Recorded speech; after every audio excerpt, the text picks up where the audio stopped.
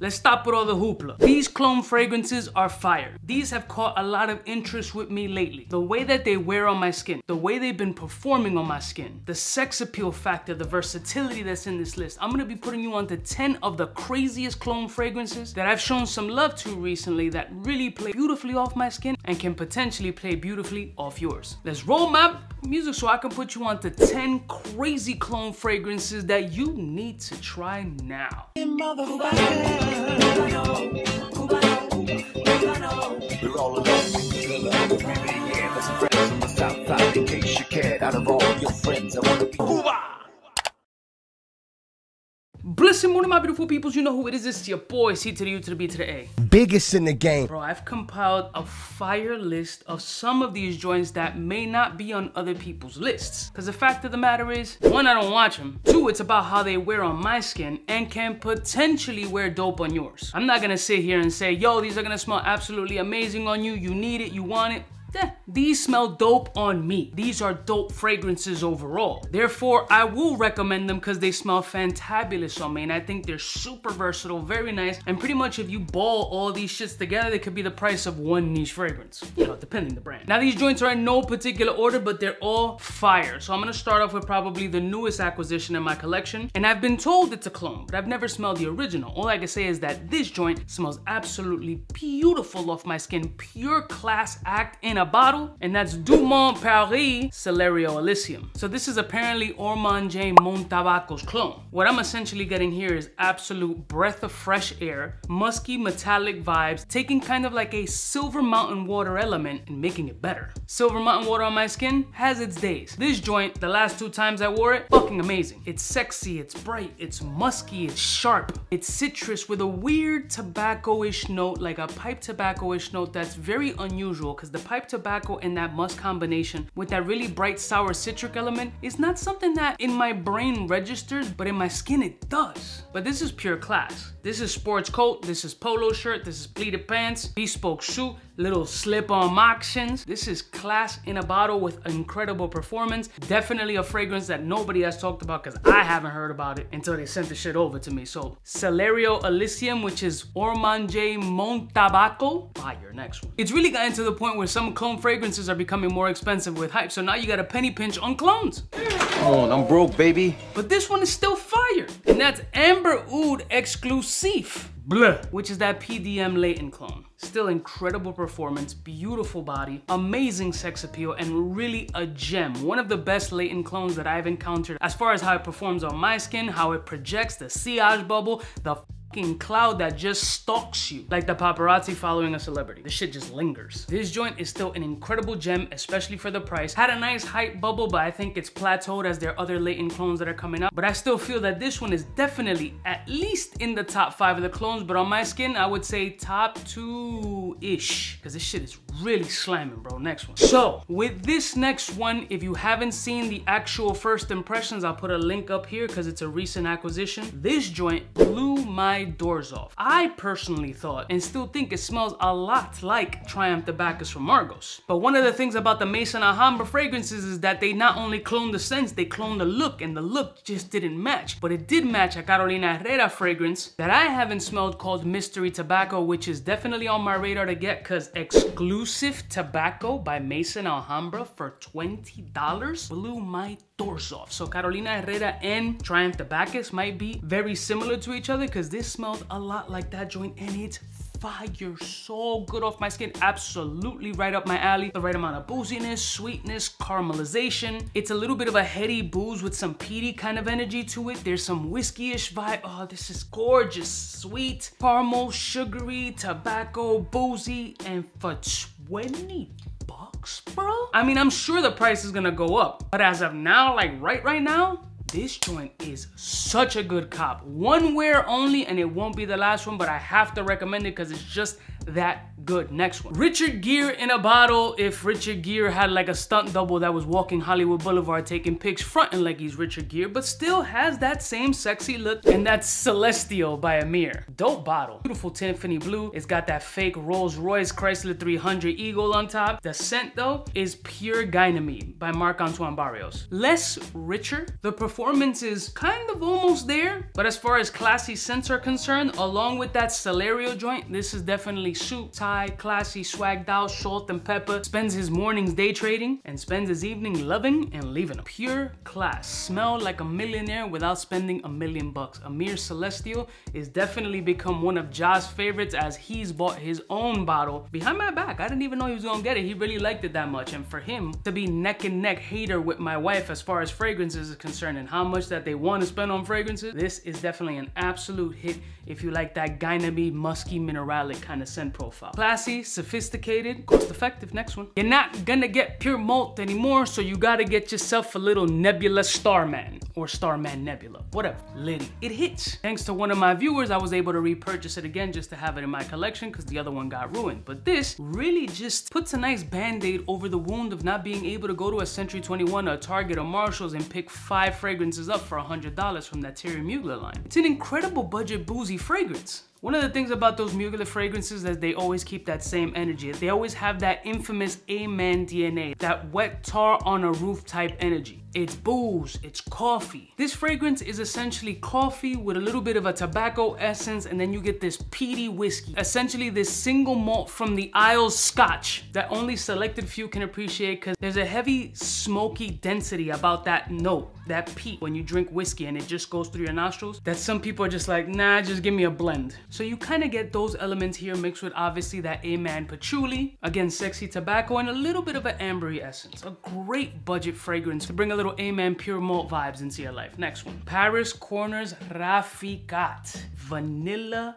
Bean. Dominican vanilla that you can only get at the bodega in your local block. When I talk about that little vanilla extract that you could get at ShopRite, talk about the real deal joint. During Thanksgiving, I had people in the studio and they were just like, they're just amazed when they see so many fragrances, and I was pulling out like different prices and budgets or whatever, and one of my family members made a very interesting comment that was 100% accurate. They're like, yo, it smells like the beginning of the flan, right when you're toasting and crystallizing the sugar, so it could be that top crustiness to that flan. If you make a proper flan, a custard, that's what it smells like, the beginning of like a flan. Smoky, burnt kind of sugar, dark, feels like almost brulee, like you can take a little spoon and just crack that shell open and give you that you know, play with your food vibe, that ooh factor. Slightly peppery, beautiful vanilla bean, nice suede vibes and woody elements really make this an absolute gem, and I'm so happy to have this in my collection at such a great price. Like the band No Doubt said, don't sleep. Next one. Never would I have thought that they would make a clone of this joint, especially with a name like Afro Leather. Yeah. So this is an interpretation of Memo's African Leather, which happens to be in my top 5 favorite leathers, period. A fragrance that I will forever keep in my collection, and I don't even want to touch just to not waste the juice and have to buy another bottle. So this kind of just helps quell that thirst a little bit, but sometimes I use it more so as an introduction to this space. Like before you spend $100, $60, $70, $80, $90, $200 on the Memo African Leather, which isn't a crazy price for me, you can spend 20 bucks and see if this is something that you want to dip your toe in. Like, oh, what's the temperature of that jacuzzi? That's a little bit too hot. I can't jump in there. I might get a stroke. So hey, stay away from it. You only lost $20. But it does suck when you jump into something and you see everybody, yo, I like this fragrance. I like this fragrance. Damn, I'm gonna like it too. And you smell it and you're like, ugh, well, 200 bucks, papu. So if you want to get an introduction to one of the most incredible leathers and get a sense, an idea, an interpretation of what that joint is gonna smell like, which I love, Afro Leather, just let your soul glow. Maybe a good option for you. Available on Amazon. Next one. Never ceases to amaze me how incredible this joint is. Amethyst by Lattafa.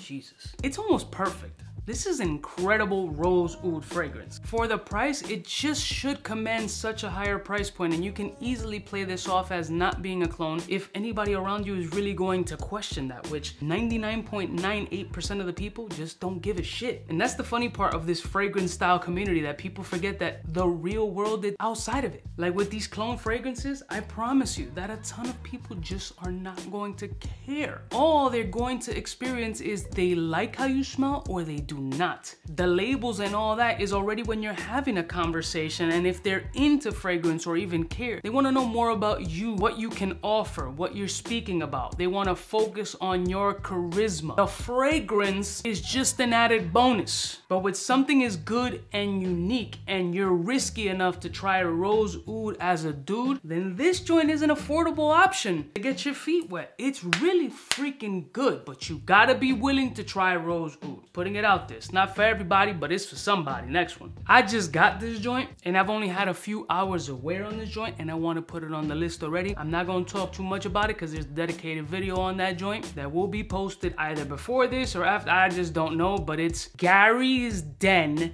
by FOMO. Stupid name.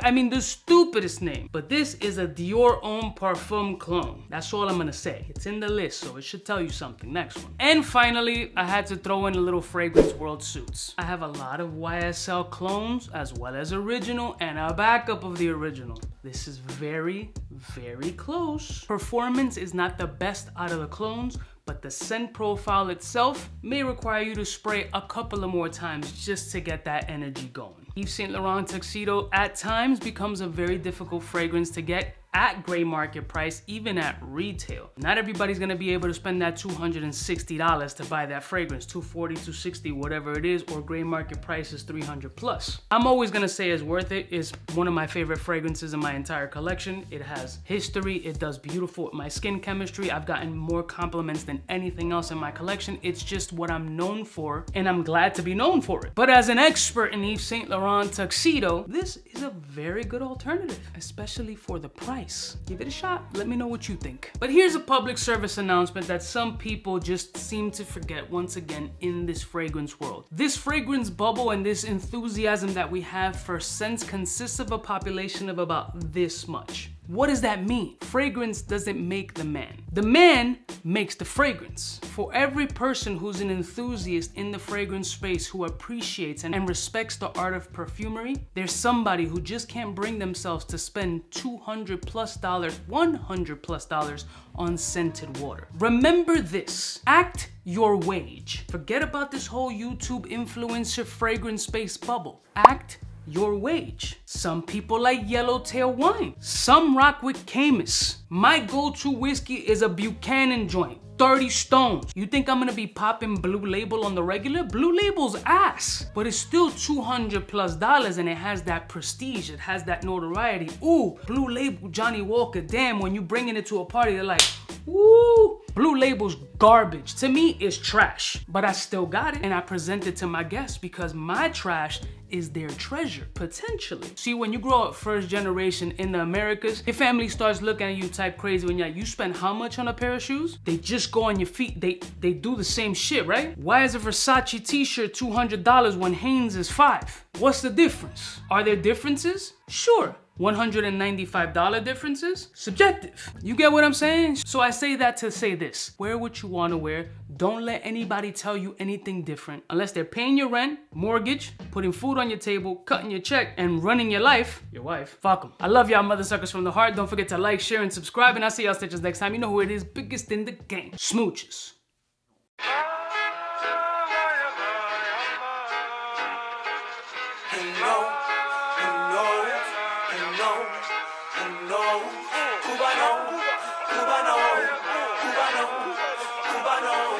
What's fresh? Who's best? One of them's gonna pass the test. Cubaknow. For the fly gun holder, money folder, motor roller, start tack when it's time to call back. For the rough, rugged, and raw way, this nigga Jay, it's a game, but he don't play. Hey, for all the chicks that got dead in the penthouse suite on top of my mom's crib. It's nonsense you never get in. It's nonsense that you would think that you would.